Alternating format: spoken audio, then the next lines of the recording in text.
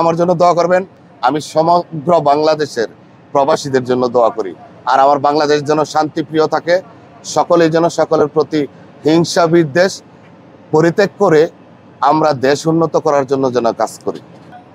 খুবই সুন্দর একটা জায়গা। এখানে আমি মনে হয় দেশের মানুষকে ফিল করা ছাড়া এখানে আমি খুব ভালো পর্যায়ে আছি।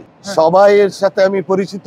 এই জায়গাটা অনেকটা মনে হচ্ছে আমাদের বাংলাদেশে আছি মনে হচ্ছে না? অনেকটাই বাংলাদেশের মতো, কারণ এখানে সবাই আমাকে চিনে। একটা মানে আমি গ্রামের পরিবেশ মনে হচ্ছে। গ্রামের পরিবেশ, এখানে সকলের পরিচিত, নিরাপদে, একদম টেনশন মুক্ত, কোনো শত্রু নাই, সকলের উপকারে আসে, সবাই সবাইকে অনেক রেসপেক্ট করে, খুব ভালো পর্যায়ে আছে। আর আমার একটা ছোট্ট পরিচয় হলো, আমি আসলে বাংলাদেশের ছোট্ট একটা রাজনৈতিক পরিবারের সন্তান। আমি সেটা হলো বাংলাদেশ আওয়ামী লীগের আমি ছোট্ট একটা কর্মী। আমি অতীতে আওয়ামী যুবলীগের সিনিয়র সহসভাপতি ছিলাম। এখন আমি বর্তমানে প্রবাসী আওয়ামী যুবলীগের বাঞ্ছারামপুর উপজেলার শাখার আমি উপদেষ্টার দায়িত্ব পালন করি দীর্ঘদিন যাবত। যারা দেশ থেকে বাইরে আসতে যাচ্ছে তাদের উদ্দেশ্যে কি বলবেন? আমি দেশ থেকে যারা বাইরে আসতে চাচ্ছে তারা অবশ্যই যেন যে কোনো কাজ যারা করবে তারা যেন কাজটাকে প্রাধান্য দেয়, তারা যেন কাজটা করতে পারে ভালোভাবে। যে কেউ আসলে তারা যেন একটা প্র্যাকটিক্যাল কাজ শিক্ষা থাকে কিংবা অভিজ্ঞতা থাকে, তাহলেই সে প্রবাসে এসে উন্নত করতে পারবে, ভালো পর্যায়ে থাকতে পারবে। কেমন আছেন বলেন? আলহামদুলিল্লাহ আমি ভালো আছি। কেমন চলছে বাহরাইনে?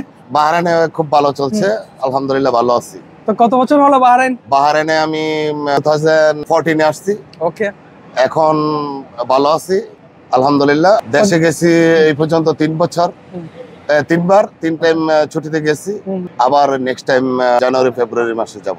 তো এখন রমাদান টাইম কেমন লাগছে? এমনি ভালো আছি, কিন্তু দেশকে অনেক ফিল করি, নিজের প্রিয়জনদেরকে ফিল করি, পরিবারকে ফিল করি, দেশের মানুষকে ফিল করি। ইফতার টাইমে অনেক সময় দেশের মানুষের কথা অনেক স্মরণ হয়, বাবা মার কথা স্মরণ হয়।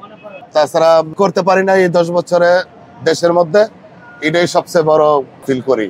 আর অনেক কষ্ট লাগে ওই টাইমটা বেশিরভাগ ঘুমায়ে কাটাই দিই, কারণ কষ্টের সময়টা ঘুমায়ে কাটাই বেশিরভাগ।